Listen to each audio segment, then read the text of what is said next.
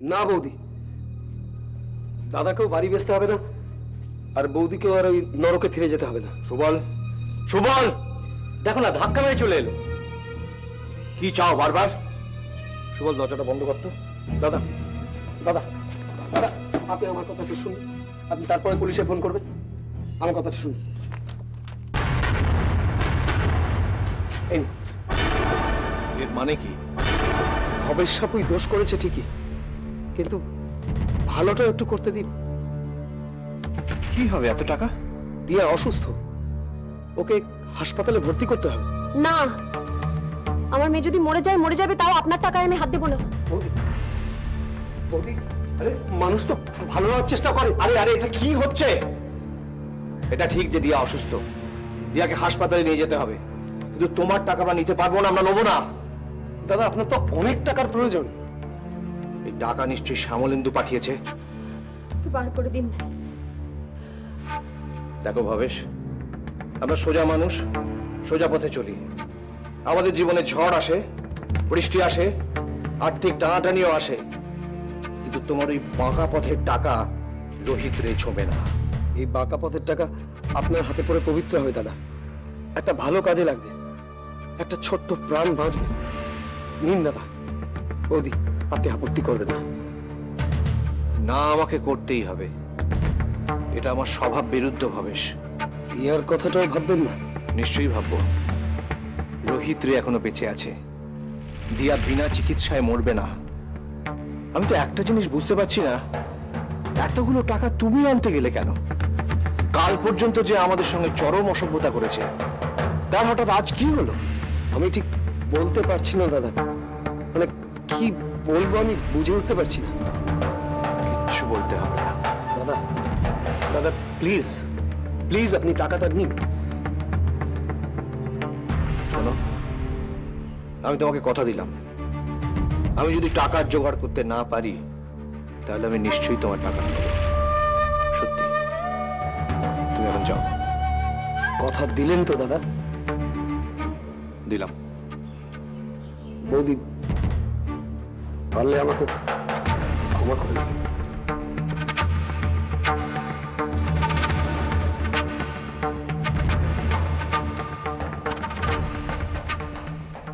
কেমন উল্টো সুরে কথা বলছে ভবেশ।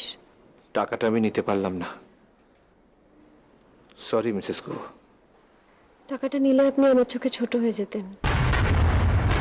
ডক্টর বিশ্বাস তো বলেছেন আরো কটা দিন অপেক্ষা করা যেতে পারে। দেওয়ার জন্য আপনি ভাববেন না। যবে থেকে এ বাড়িতে এসেছি, সব ভাবনা তো আপনার উপরই ছেড়ে দিয়েছি।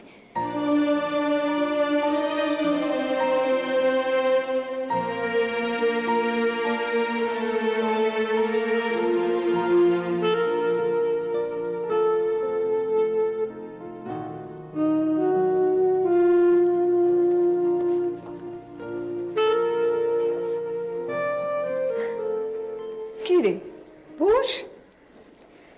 তোমাকে দেখতে এলাম, আর বলতে এলাম যে আমি রোহিতের অফিসে কাজটা নিয়েছি, মা করব। অরিন্দম যাই বলুক না কেন, আমি কাজটা ছাড়বো না। একদম ছাড়বি না, কিন্তু ওখানে তোর কোনো অসুবিধা হচ্ছে না তো? একটু অসুবিধা হচ্ছে মা, কিন্তু তাতে কি বলো? আজ সোনালি আমাকে সন্দেহ করছে, করুক। আর সত্যি তো আমি এখনো তো এমন কোনো কাজ করতে পারিনি যাতে ওরা বোঝে যে আমি ওদের শত্রু নই। কাল নিশ্চয়ই করবে না, বলো? এই তো আমার মেয়ের মতো কথা। শোন, তোকে যে সোনালি সন্দেহ করে সেটা কিন্তু কখনো গায়ে মাখবি না। ওর তোকে সন্দেহ করার যথেষ্ট কারণ আছে। মাঝে মাঝে সত্যি খুব খারাপ লাগে। নিজের কাজের মাধ্যমে নিজের যোগ্যতা প্রমাণ করার চেষ্টা কর। জানো মা, রোহিত রে আজ সত্যি কোণঠাসা, আর আমি বেশ বুঝতে পারছি এ সমস্ত অরিন্দমের চক্রান্ত। কিন্তু অরিন্দমের রোহিতের উপর এত রাগের কারণ কি? মালা, ওদের ছাড়াছাড়ি হয়ে যাওয়ার পর রোহিতের সঙ্গে মালার ভালোবাসার সম্পর্ক হয়, তাও আবার অলিকে কেন্দ্র করে। ঠিক আছে, রাখি, ওসব কথা ভুলে যা। কোমর বেঁধে কাজে নেমে পড়, কাজ দিয়ে রোহিতের আস্থা অর্জন কর। সেই চেষ্টাই করছি মা। জানো মা, দূর থেকে তো বুঝতাম না, এখন একসঙ্গে কাজ করতে গিয়ে না মানুষটার জন্য খারাপও লাগে। তবে রোহিত ছেলেটা সত্য, দেখবি ওকে কেউ রুখতে পারবে না। জানো না, লতা গুহর মেয়ের না খুব শরীর খারাপ, ওকে তো হসপিটালাইজ করতে হয়েছে। সে কি?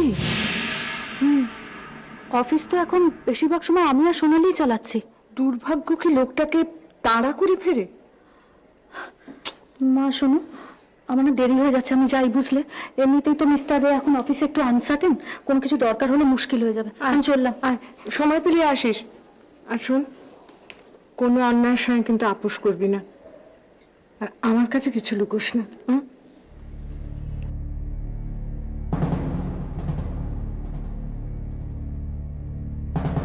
আরে বাইরে কেন, ভেতরে এসো। এই একটু দেখতে এলাম আপনি কি করছেন। কি আর করবো, এই খুঁটিনাটি একটু গোছগাছ করছিলাম আর কি। মাঝে মাঝে একটু বাইরে এসে বসলেও তো পারেন। ভালো লাগে না, আর তোমাদের এখানে যা লোকের আনাগোনা, ভয় হয় যদি কেউ দেখে ফেলে, আবার একটা ঝামেলা। এইভাবে লুকিয়ে লুকিয়ে আর কতদিন দিদি? যতদিনটা তোমরা আমাকে তাড়িয়ে দেবে। ছি ছি, আপনি এই কথা বলতে পারলেন? আপনি জানেন না ড্রিমসের বাচ্চারা আপনাকে কি ভীষণ ভালোবাসে? হ্যাঁ, এই ড্রিমসের নাতি নাতনিদের মধ্যে আমার নিজের নাতনিটাই কোথায় হারিয়ে গেল। হারিয়ে যাবে কেন? আপনি নিজেই তো হারিয়ে আছেন। একবার সামনে গিয়ে দাঁড়িয়ে পড়লেই হয়। না, আমি চাই না আমার নাতনি আমাকে ঘেন্না করতে শিখুক। কখনো ঠান্ডা মাথায় ভেবে দেখেছেন আপনার বাড়ির লোকেরা আপনাকে সত্যি সত্যি ঘেন্না করে কিনা? জানি না, তবে বড় ভয় হয়। দিদি, বলো। একটা কথা বলি আপনাকে, যদি সত্যি কোনোদিন খবর পান আপনার বাড়ির কারোর কোনো বিপদ হয়েছে, তাহলেও যাবেন না? কি করে বলবো বলো, তাদের কাছে তো আমি আজ অতীত। আপনাকে দিদি একটা খবর দিতে চাই। কোনো দুঃসংবাদ? তা বলতে পারেন। বলো প্রণতি, বলো বলো। দিয়া খুব অসুস্থ, ওকে হাসপাতালে ভর্তি করা হয়েছে।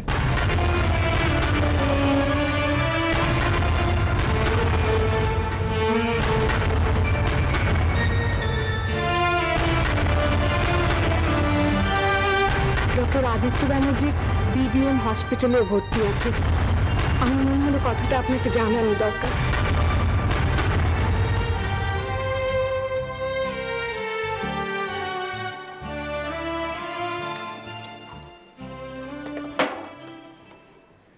কি লতা দেবী, মন খারাপ? দিয়া, দিয়ার কিছু হলে তো পৃথিবীটা অন্ধকার হয়ে যায়। ডোন্ট ওয়ারি, দিয়া আমার ট্রিটমেন্টে আছে, কোনো চিন্তা নেই।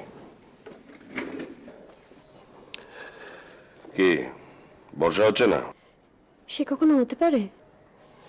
কেমন আছো বলো? চলছে। আচ্ছা, তোমার মাঝখানে কি মতিভ্রম হয়েছিল? কাউকে বলা নেই, খাওয়া নেই, একেবারে হোটেলে গান গাইতে শুরু করে দিলে? রোজগার না করে তো কোনো উপায়ও ছিল না। দিয়ার এরকম একটা অসুখ। আমাকে বলতে পারতে। কি টাকা চাই? আচ্ছা, বললে কি হতো? কত লোকের ঘাড়ে বোঝা হবে বলুন তো? এখন যে রোহিতের কাছে, সেটাই সবচেয়ে ভালো। কোনো অসুবিধা হচ্ছে না তো? না না, উনি একদম অন্য ধরনের মানুষ। আমি ওনাকে ভুল বুঝেছিলাম। যত দেখছি তত বুঝতে পারছি ওনার মতো মানুষ হয় না। যেভাবে দিয়াকে সোনাকে আপন করে নিয়েছেন, সেভাবে পরম আত্মীয়রাও আপন করতে পারবে না। তা তোমার গানটা চলছে কি? আদিত্য, আমি ক্যাশে 25,000 টাকা জমা করে দিয়েছি, কিন্তু ওরা বললো আর লাগবে না। রোহিত, বাকিটা আমার দায়িত্ব। না না না, তা কি করে হয়? দেখো, রক্তের সম্পর্কেই কি শুধু আত্মীয় হয়? আর তাছাড়া দিয়া আমারও খুব প্রিয়। ও ট্রিটমেন্টের ভারটা আমার। কিন্তু আদিত্য, আমি আবার কাজ শুরু করেছি, ওইখান থেকেই তো আমি টাকাটা দিলাম। ফুল পেমেন্ট পেলে একদম পুরোপুরি সব ক্লিয়ার করে দেবো। আমরা এ নিয়ে পরে কথা বলবো। রোহিত, লতা যখন তোমার কাছেই আছে তখন একটা রিকোয়েস্ট করব, লতার গানটা যেন চালু থাকে। দেখো, এখন আর গান আসবে না। দিয়ার যা অবস্থা, লতা, বলেছি তো, দুশ্চিন্তার কিচ্ছু নেই। দিয়ার সামনে বলতে পারি না। সর্বক্ষণ একটা ভয়, একটা দুশ্চিন্তা করে করে খাচ্ছে। এটার মুখের দিকে যখনই দেখি না, তখনই মনে হয় কাল সকালবেলা মেয়েটাকে হাঁটতে চলতে দেখতে পাবো তো। লতা, বলেছি না আমি আছি। ইনফ্যাক্ট রোহিত, তোমাদের অনেক আগে যোগাযোগ করা উচিত ছিল। মনে থাকে জানো, এবার থেকে সব সময় যোগাযোগ রাখবে। দরকার হলে অভিষেককে দিয়ে খবর পাঠিও। তোমরা যাও, দিয়াকে দেখে এসো, আমি একটু ওটিতে যাচ্ছি। ওকে, খাদবে না একদম। বাই রোহিত। বাই।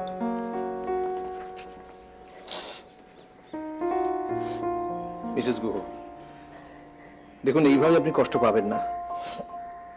আপনার চোখে জল দেখলে ছোট্ট দিয়ার মুখে কিভাবে হাসি আসবে বলুন তো?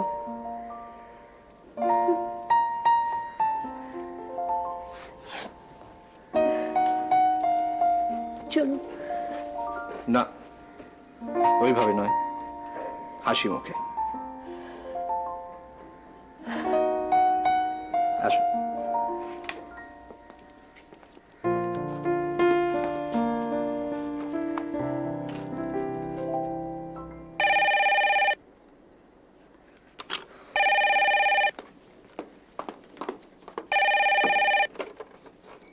হ্যালো, হ্যাঁ, ও মনীষা, হ্যাঁ বল রে।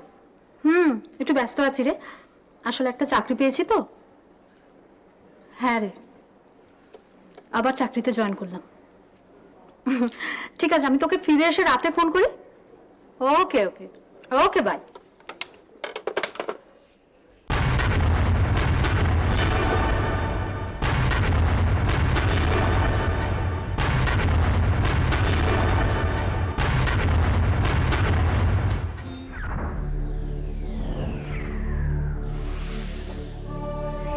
কিছু বলবে?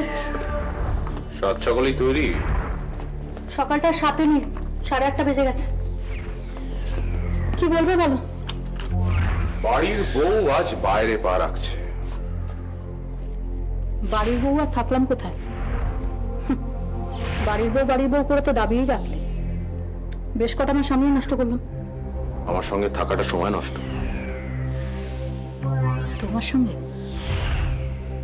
তোমার সঙ্গে থাকলাম কোথায় বলো? বিয়ে করে এই বাড়িতে নিয়ে এসেই তো তোমার ডিউটি শেষ। চম্পাকে বলা আছে তোমার সবকিছু গুছিয়ে দিয়ে দেবে। আমি চললাম। এর মানে কি? তুমি যাবে না। অসম্ভব। আমি তোমায় যেতে দিতে পারি যদি সব খবর আমায় এনে দাও। সেটা কোনোদিনই সম্ভব নয়। তাহলে তোমার যাওয়াও সম্ভব নয়। আমার মনে হয় এ নিয়ে কথাবার্তা আমাদের অনেক আগেই হয়ে গেছে। বেশ লাগে জানো তো, যখন দেখি রাখির মুখে কত কথা ফুটেছে। সত্যি রোহিতের কি মহিমা! যেদিন আমাকে না বলে নেহাকে প্রথম এ বাড়িতে নিয়ে আসলো, সেই দিনই এই পাখির মুখে বুলি ফুটেছিল অরিন্দম। মহিমাটা রোহিত রায়ের নয়, অরিন্দম সেনের। বিয়ের পর কত বদলে গেছো। তুমি জানো না আমি কেমন। তুমি তো খুব ভালো করে জানো আমার বরাবরই বন্ধু বান্ধবের সংখ্যাটা একটু বেশি। বলো বান্ধবী। বিয়ের আগে কিন্তু তুমি আমাকে এসব কথা কিচ্ছু বলনি অরিন্দম। তখন এমন একটা ভাব দেখিয়েছিলে যেন আমি তোমার সব। আজ বুঝতে পারছি সব মিথ্যে। তাহলে ছেড়ে চলে যাচ্ছে না কেন? মালার মতো আমি তোমাকে ছেড়ে যাব না অরিন্দম, ডিভোর্সও দেবো না। এই বাড়িতে থেকে তোমার সাথে থেকে আমি আমার নিজের মত মতো চলবো। আমার ধৈর্যের পরীক্ষা নিও না রাখি। তুমিও তাই। আমার সব খবর চাই, রোহিতের সব খবর। পাবে না। শেষ হয়ে যাবে। মালার মতো? আরো ভয়ঙ্কর। কাউকে শেষ করতে হলে সব সময় খুন করতে হয় না, এমন ভাবে কথা বলবো এখানে বিঁধবে, এখানে এমন ভাবে বিঁধবে একেবারে মরে যাবে। সেই মৃত্যুটা কিন্তু আরো ভয়ঙ্কর। সব খবর আমার চাই রাখি, সব খবর। All the best. যাও। কি হলো? যাও যাও, গো গো গো গো গো গো। Bye bye.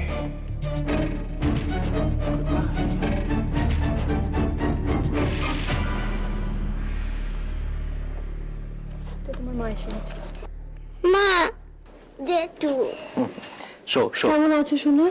ভালো। জেঠু দিয়ারানী, তোমাকে এখানে কয়েকদিন থাকতে হবে, তুমি থাকতে পারবে তো? কি হলো?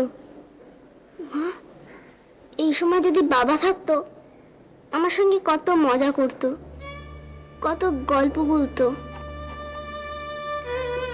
অফিসে যেত না, তাই না? দিয়ারানী, তুমি এত কষ্ট পেও না। দেখো তোমার মা কত কষ্ট পাচ্ছেন। জেঠু, বলো দিয়ারানী। তুমি আমাকে ছেড়ে চলে যাবে না তো?